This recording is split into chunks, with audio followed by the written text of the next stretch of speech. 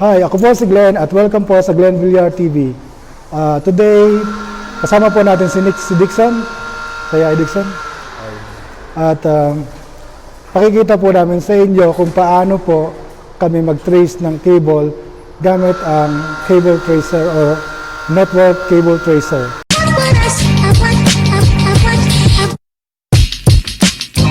Meron po kaming iba't ibang cable tracer na ginagamit. Mga nabili ko po nung nakaraang taon pa, nung nagbakasyon ako sa Pilipinas. Pero itong Nayafa, medyo unique ito unique itong tester na to. Marami siyang nagagawa, hindi kagaya ng ibang tester ko. At pakikita ko po sa inyo ngayon, magkakabit kami ng camera. Ayun, yung nasa taas. Bale, yung camera na yan, dati na siyang nakalagay din sa side na yon. Pero pinalipat ng boss namin dito sa side na to dahil i-close yung area na yan. I-cordon off nila yan at babakuran, lalagyan ng walls at isasara. So yung camera natin nilabas doon. Ngayon sabi ko sa tawan ko, sa aming staff ng company, siya po yung staff ko na nag-iisa sa IT department. Ang gagawin natin is trace muna natin yung cable at i-identify natin kung nasaan siya dun sa ating cabinet rack. Para bago natin ikabit yung camera, alam na natin kung saan natin siya ipapatch mamaya. So meron po tayo ritong Nayafa NF868601. Yan. Cable length tester. Yan ang tawag sa tester na to.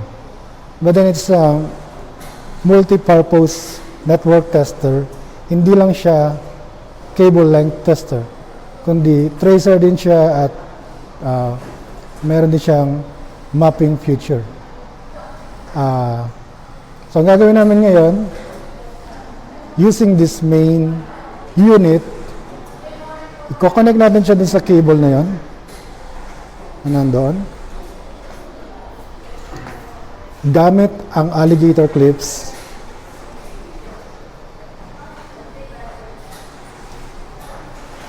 At ito namang kabilang tester. Ito po yung kanyang tracer. Or ito yung ating node generator at ito naman yung mag-trace nung tone na dina-generate nitong main unit. So, madali lang po siya gamitin. I-connect nyo lang po siya sa RJ11.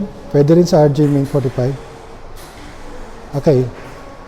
At gamit ang alligator clip, i-connect mo lang din yung alligator clip dun sa wires. Twisted pair. And then, gagamitan nyo na siya nito. Okay, so, test po natin Set. Yan. Kailangan nakailaw yung scan niya para magamit natin siya.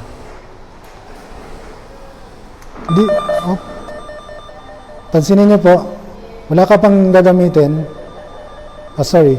Dito po sa main unit natin, can you press back, brother? You need to select the scan option. Yan. Select. From there, kailangan i-activate nyo yung scan dito sa tracer. Yan. Sa tracer na po na to, wala na kayong pipindutin. I-adjust nyo lang yung volume at napaka-sensitive niya. See? Ang layo ng height ng cable pero nade-detect pa rin niya kahit nandito ako. So, ganun ka-sensitive ito. Kaya, pag ginamit mo po siya, ihinaan mo lang. Okay. So, iwanan na po natin yan. Put it down, brother, please.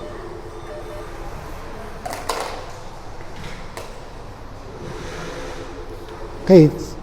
At pupuntahan naman natin ngayon yung kabila kung saan nakakabit yung other end nitong wire na to.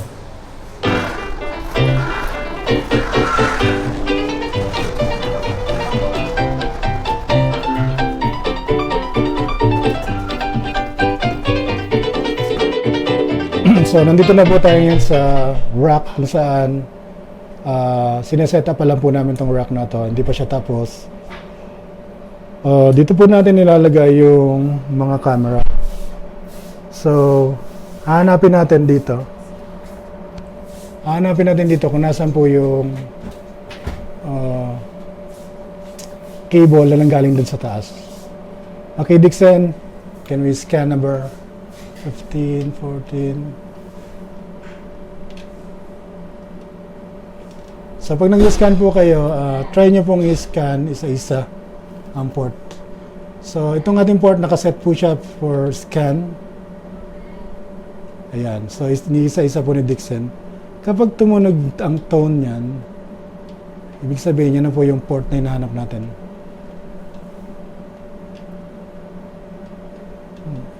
Can you adjust the volume? Ayan. Can you try the other one? Number 2. Okay, number 1. Ayan. So, yung number 1 po natin, dyan natin siya i-connect. Kagandahan po sa tracer na to, hindi lang siya basta-basta pan-trace ng network cable. Meron din siyang isang gamit na ikatutuwa ng mga may tindahan. Ito po yun. Bukod sa kanyang pagiging tracer, meron din siyang LED dito sa magkabilang side. Itong right side is for flashlight at yung kabila naman po is ultraviolet or violet, I don't know.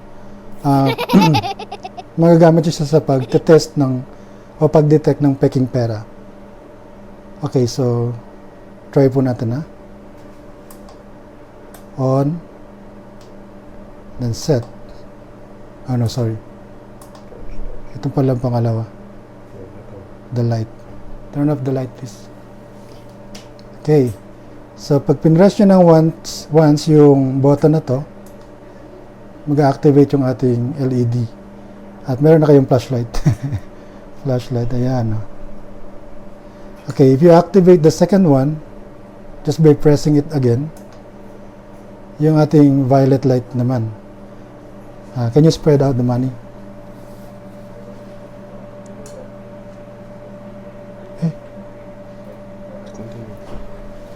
Okay, if you shine the violet light onto the money,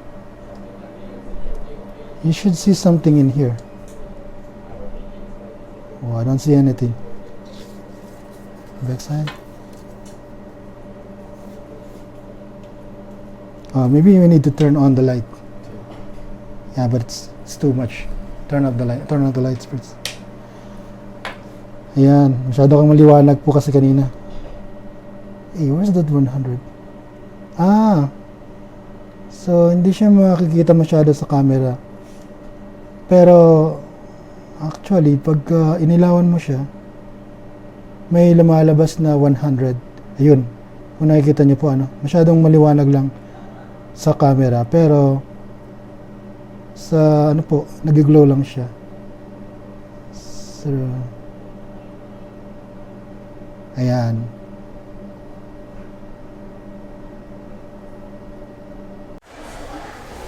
So natapos naman po pala ng staff ko yung paglilipat ng camera. So nandun na siya ngayon sa tamang dapat niyang kalagyan. So gumamit na kami ng ducting kasi yung kanyang style ng kisame ay hindi nababaklas. Parang dire-diretso siya. So there's no way na sa loob kami ng kisame maglagay ng cable. So yan. So, ay ganun lang po kadali ang pagte-trace ng cable. Gumamit lang po tayo ng cable tracer. At ayun, nakita na natin kung paano mag-trace ng kable para madali mo siya makita sa switch hub or sa patch panel niya. So, until the next vlog po.